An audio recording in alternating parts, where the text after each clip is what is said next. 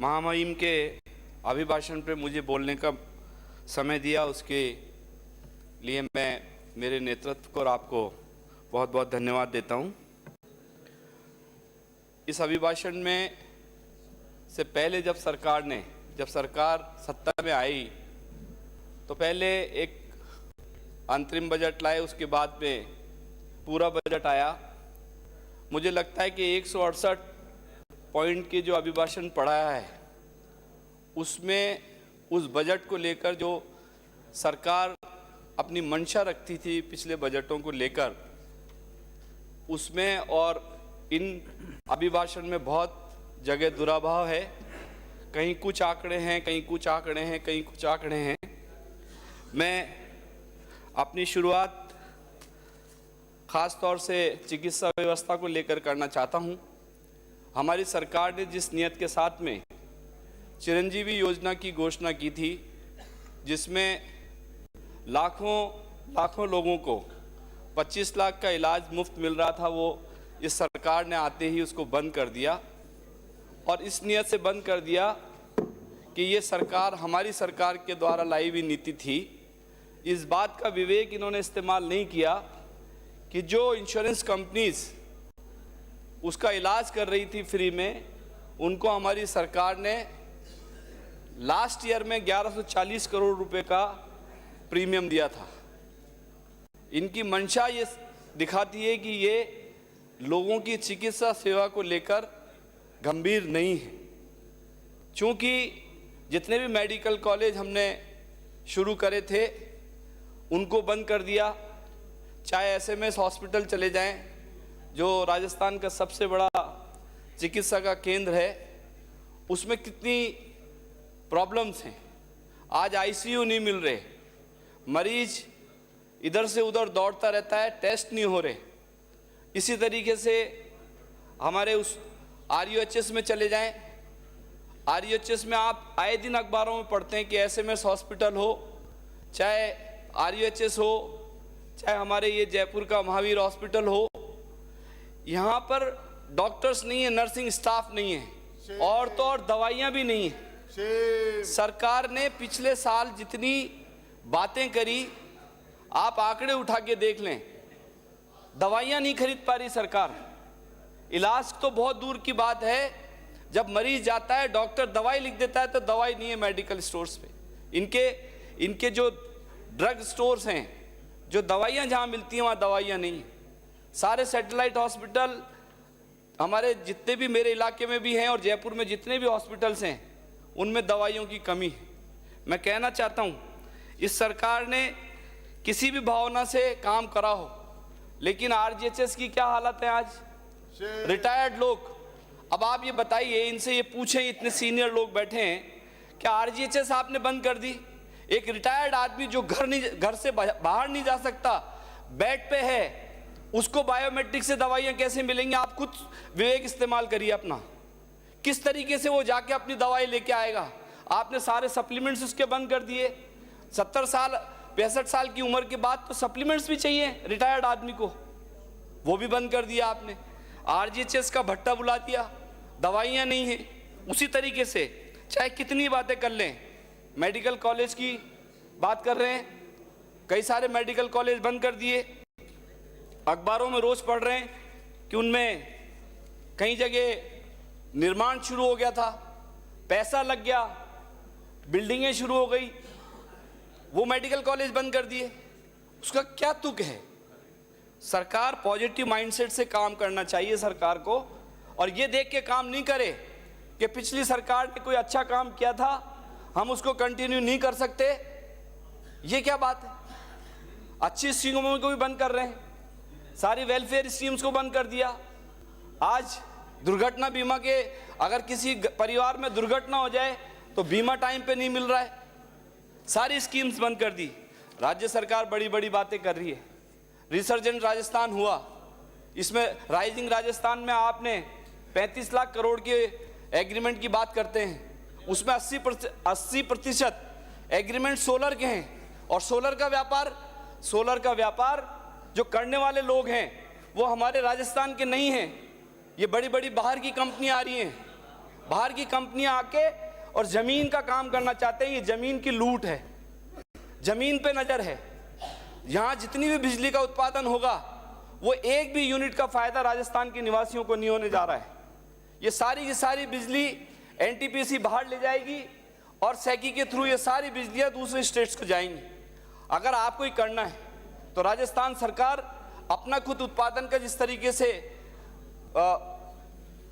बिजली बनाती है, सोलर के प्लांट भी खुद लगाए, खुद की जमीन पे लगाए, खुद का उत्पादन हो और खुद ही की इंडस्ट्री को जमीन सस्ता, बिजली सस्ता कर दीजिए आप। आज हिंदुस्तान में सबसे ज्यादा बिजली अगर कोई इंडस्ट्री की महंगी है तो राजस्थान में है। हमारे को बिजली उत्पादन का, हमारे पास इतना बड़ा भूभाग दूसरों के लिए हम समर्पित कर रहे हैं, लेकिन 1 रुपये यूनिट का, 1 पैसे यूनिट का भी राजस्थान के लोगों को इसका फायदा नहीं हो रहा है। कुसुम योजना में हमने बहुत सारी बातें करी। इसके अंदर अभिभाषण में बताया कि कुसुम योजना में जो लोग घरों पे और बिजली के प्लांट जो खुद लगा रहे हैं, 1 मेगावाट, 1.5 मेगावाट, 2 मेगावाट, उसमें कितना भ्रष्टाचार है, इसकी आप जांच करा लें।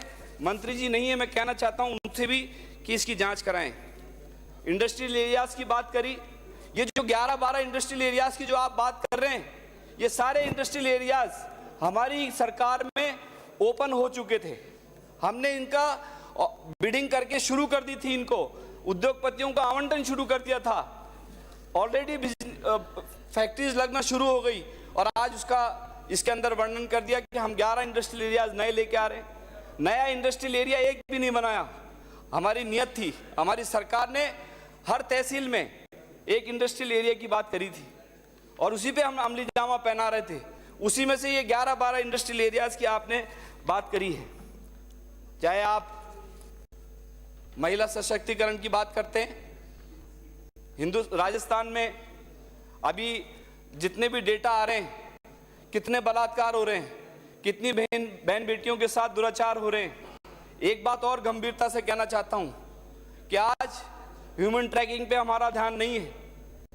जो लोग आज गुमशुदगी की रिपोर्ट दर्ज कराते हैं, उनको मिलीनियर होने वाले लोग, जो किसी के परिवार से कोई बहन, बेटी, बच्चा कोई गायब हो जाए, उसका पता नहीं कर पा रही सरकार। इसकी डेप्थ में जाना पड़ेगा, इसकी गहराई में जाना पड़ेगा कि लोग जी आप बैठिए, ये तो बता रहे हैं। आप डेटा देखिए, आप डेटा देखिए। बैठिए, सभापति जी बात सुनिए, प्लीज सुनिए, डिस्टर्ब कर रहे हैं। ह्यूमन ट्रैकिंग की बात आपको चुभ रही है।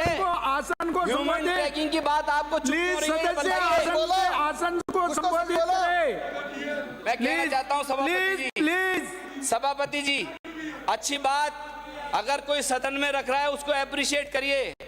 हम आपके खिलाफ नहीं हैं, हम आपको राह दिखाना चाहते हैं। आप सत्य बोल रहा हूं, आपकी चर्चाएं तो बाहर होती हैं, कितना सत्य बोलते हैं आप बैठिए, बैठिए आप। राजस्थान प्लीज सदस्य, ड्रग्स के मामले में तीसरा स्थान समाप्त हो रहा है। उड़ता पंजाब बन रहा है राजस्थान। इनके कहां हैं ये देखने वाले? ड्रग्स जयपुर में, पूरे हरियाणा से लगता हुआ इलाका, पूरे पंजाब से इलाके जो लग रहे हैं, भर की ट्रेनें आ रही हैं ड्रग्स की। आप लोग उस पर कोई ध्यान दे रहे हैं क्या?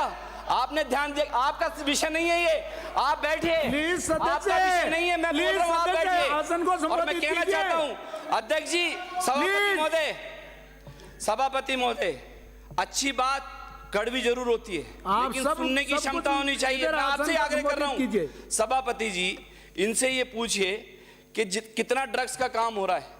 ड्रग्स के सारे जितने भी लोग हैं वो जवाब दे देंगे। राजस्थान चिंतित है ड्रग्स को लेकर। जयपुर में ऐसा कोई, जयपुर में पहले ड्रग्स का काम जयपुर में होता था, जयपुर से 100 किलोमीटर के एरिया में ड्रग्स बिकने लग गई। इनको किसी को पता नहीं है इस बात का, ये कोई ध्यान नहीं दे रहे। हमारी नस्लें खराब हो रही हैं। प्लीज माननीय सदस्य। अच्छा, आपको बुरा लग रहा है, मैं बदल देता हूं मौजूद। आप बैठिए, आप यूडीएच की बात कर लें। आप यूडीएच मंत्री चले गए यहाँ से। मैं आपको कहना चाहता हूं, आपका नंबर आया तब बोल देना। सुनिए प्लीज अपना नंबर आया तब जवाब दे देना ना, उनको बोलने दो, बोल रहे हैं तो। सभापति बोले सच बोले, सच। सभापति जी, आप संबोधित। मैं आपसे कहना चाहता हूं कि यूडीएच मंत्री जी अभी यहाँ थे, वो चले गए। सरकारी नौकरियां, सरकारी कर्मचारियों की, सफाई कर्मचारियों की नौकरियां इन्होंने क्यों रोकी?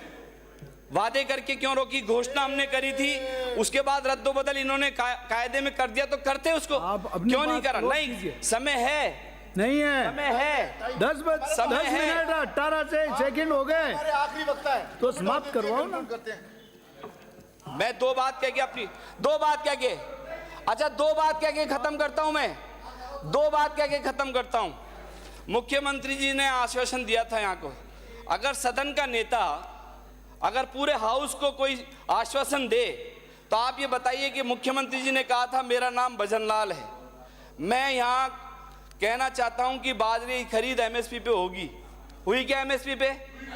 करी क्या आपने? आपने करी क्या? दूसरी बात सुनिए, ये यूडीएच मंत्री जी जिन्होंने यहाँ घोषणा करी थी कि मैं रामबाग गोल्फ क्लब की एसओजी से जांच कराऊंगा, करी क्या इन्होंने? करी क्या इन्होंने?